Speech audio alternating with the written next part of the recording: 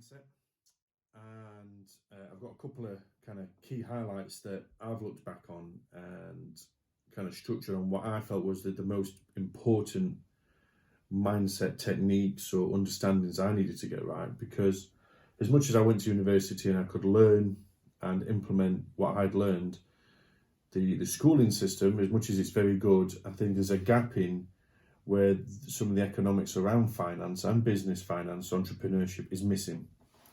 And we discussed procrastination, holding off, waiting till we get perfect. We also looked at the compounding effect on if we do actually implement something over a period of time. You get a huge amount of growth, whether that's well-being, personal health, or in investing. And Warren Buffett, when you look at his wealth, it's accumulated in the last 20% of his life. He's worth 88 billion now. If you want to go and look at him, have a read up at his stuff. The snowball effect's very good, and that teaches just to keep investing. Now, there's a balance to that. You don't want to invest forever and never get any benefit from this. So there has to be a period where you start to enjoy things. But I think society today has become very much a instant gratification society, where we see the latest phones, the latest shoes, and we've got to have an expectation to have those because of the peer pressure of other people wearing them, nice cars. And luckily my parents taught me to kind of get an okay car that runs and concentrate on the things that are important. That was the time as the education, and build on that. And I think we need to go back to some of that, if I'm honest. So when you look at a couple of reasons why people don't invest, I looked on one of the forums, was that they don't have any money.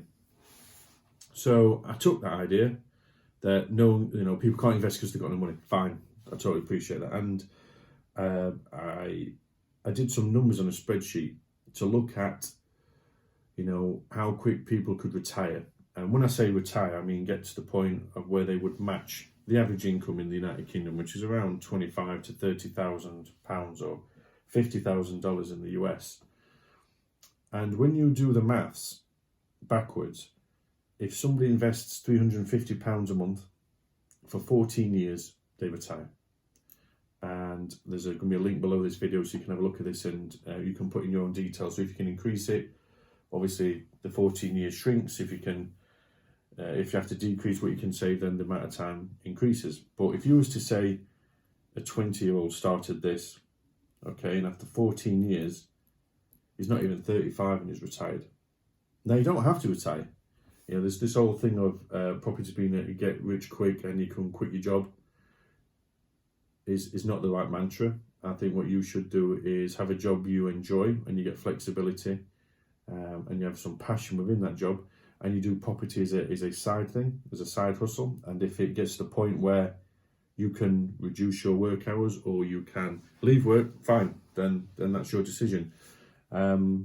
But yeah, going back to the kind of numbers, over 14 years you've retired, and that's saving £350 a month now. I know a lot of people go, oh, that's a lot of money, but I've done this before. When I moved into my first place, I was looking at what I was spending, and I was spending £100 on a night out, and Sky TV was £80 odd, and it's £300-400 a month, and then if you smoke, there's another £300. So I could have saved £500 a month if I really wanted to. And you're looking at retiring in less than 10 years. So a link will be added to the spreadsheet. So again, if you don't have a big pot of money at the moment, that's not the end of the world. What I would say is you start saving, and put in an ISA as well, because you'll get extra interest on that, and let the accumulation happen. And going back to the compounding, it may take 6 years, 7 years before you can buy your first house. But then after 7 years, you'll buy your first house. And then what you'll notice is, using the strategies I teach within this group, is you'll buy another one within 3 years. And then you'll be able to buy another 1.5 years. And then it goes down and down. So it takes time to get the momentum, but then it just grows. So start saving today.